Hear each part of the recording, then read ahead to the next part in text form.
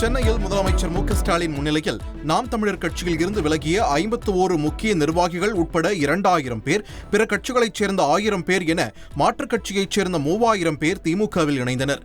அண்ணா அறிவாலயத்தில் உள்ள கலைஞர் அரங்கில் நடைபெற்ற இந்த நிகழ்ச்சியில் பேசிய முதலமைச்சர் மு.க.ஸ்டாலின், முறையற்ற தலைமையை நம்பி போவது நமக்கு மட்டுமல்ல, தாய் நாட்டிற்கே சரியாக இருக்காது என்றும், தலைமை முறையாக இல்லை என்பதாலேயே தற்போது 3000 பேர் திமுகவில் இணைந்துள்ளதாகவும் தெரிவித்தார். 49 தொடங்கி 57 தான் தேர்தல் களத்திற்கு வந்தோம். ஆனால் இன்றைக்கு சில கட்சிகளை பார்க்கிறோம், தொடங்கிய உடனே ஆட்சிக்கு வருவோம் என்று சொல்லக்கூடிய நிலை இன்றைக்கு நாட்டில் இருந்து கொண்டிருக்கிறது. நாங்கள் தான் அடுத்த ஆட்சி, நாங்கள் தான் அடுத்த முதல் என்று அநாத நிலையை சுற்றி கொண்டிருக்கிறவர்களெல்லாம் இன்றைக்கு அதை பிதற்றிக் கொண்டிருக்கிறார்கள்.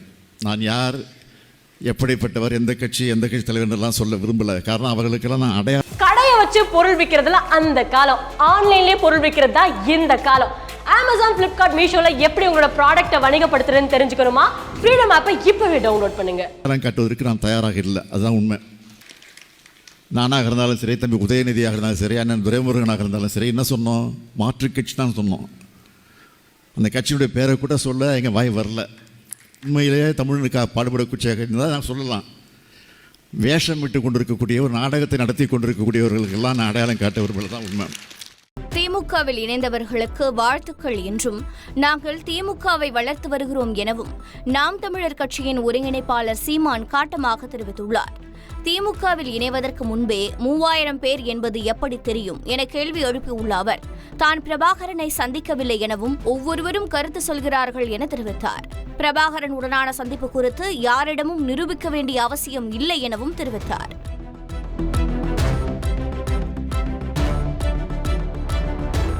மகிழ்ச்சி, வாழ்த்துக்கள். பாருங்க, திமுகவையும் சேர்த்து நாங்கள் தான் வளர்க்க வேண்டியது இருக்கு. நாம் தமிழர் கட்சியினர் வந்து இப்போ அறிவாலயத்தில் இணையக்கூடிய நிகழ்ச்சியில் வந்து துரைமுருகன் வந்து மரியாதையை வந்து யுவா பேசக்கூடியவர்கள் இழிப்புறவைகள் அப்படின்னு சொல்லி, அதான் அவர் என்னையே சொல்லலை, பேரறிஞர் அண்ணாவையும் அவங்க தலைவர் கருணாநிதியும் சொல்லியிருக்காப்புல. ஏன்னா நாங்கள் வந்து இன்னும் பேசவே ஆரம்பிக்கல. திராவிடர் கழகத்திலேருந்து திமுக பிறந்தது காரணம் என்ன? ஐயா கருணாநிதி அவர்கள் பெரியார் அவர்களை விமர்சித்து பேசுனதில் நாங்கள் ஒரு துளி கூட பேசிடல. அப்போ அவர் சொல்கிறது யாரை சொல்கிறாரு தெரியுமில்ல?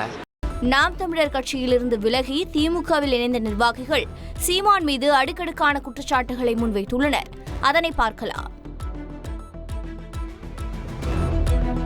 இனிமேல் நம்ம அந்த கட்சியில் பயணிக்க முடியாது. பயணிச்சும் பிரயோஜனம் இல்லை. கிட்டத்தட்ட 9 வருஷம் இருந்துட்டோம். சரி, ஜெயிக்க மாட்டார்னு தெரிஞ்சே தான் நின்னோம். கொள்கையிலே அது இப்படி திறமாக இருப்பாரான்னு பார்த்தா, அவர் முதல்ல பெரியாரிய கொள்கையில் இருந்தார், அடுத்தல தமிழ் தேசிய கொள்கைக்கு வந்தார், அடுத்தல இப்போ பார்த்தீங்கன்னா அவர் ஆர்எஸ்எஸ்ஸினுடைய கொள்கைகளை நோக்கி அவர் வேகமாக போய்கிட்டு இருக்கார். அவர் பேச்சில் மூளைச்சலவை செஞ்சு எப்படி சொல்கிறது, ஒரு விதமான மனநோயாளிகளாக்கி இந்த கட்சியில் வந்து கோஷம் போடுறதுக்கும், அவருக்கு பின்னாடி வாழ்க வளர்கன்னு சொல்கிறதுக்காக தான் இந்த கட்சியில் எங்களை வந்து என்ன செஞ்சுருக்காரு, பயன்படுத்தியிருக்காரு. அடிப்படை கட்டமைப்புகளை வளர்க்கறதுக்கான எந்த ஒரு முயற்சியுமே அவர் எடுக்கலை. பெரியாருங்கிற ஒரு என்ன சொல்கிறது, தமிழ் சமுதாயத்துக்கு முக்கியமான ஒரு நபரை வந்து இன்றைக்கி குறை சொல்லி அதனால் ஒரு ஆதாயம் பார்க்கணுன்னு தான் அவர் நினைப்பார். அவர் அதுக்காக என்ன செஞ்சுருப்பார், வேறு இடத்துல ஒரு டீல் பேசி தான் பண்ணியிருப்பார். அதே போல் திமுக அடிக்கணுமா, அதுக்கு யார்ட்டையா ஏதாவது பேசுவார். அந்த கட்சியில் இருக்கிறவங்களுக்கு சரியான அங்கீகாரம் கிடைக்கல அப்படின்னு நான் நினைக்கிறேன். ஸ்பீச் வச்சு நிறைய பேர் இன்ஸ்பயர் ஆகிறாங்க, பட் அவரோட ஸ்பீச்சில் இருக்கக்கூடிய செயல்பாட்டில் வரலன்னு நினைக்கிறேன். உழைப்பை வந்து சுரண்டி எடுத்துக்கிட்டு தனி ஒரு மனிதனாக பெரிய செல்வந்தராகியிருக்காரு. அதுதான் அவர் கட்சி நடத்தின விதம். பல கோடி கணக்கான காசை வந்து பேரம் பேசி எங்களெல்லாம் வந்து அடகு வச்சு பேரம் பேசினார். அதுதான் உண்மை.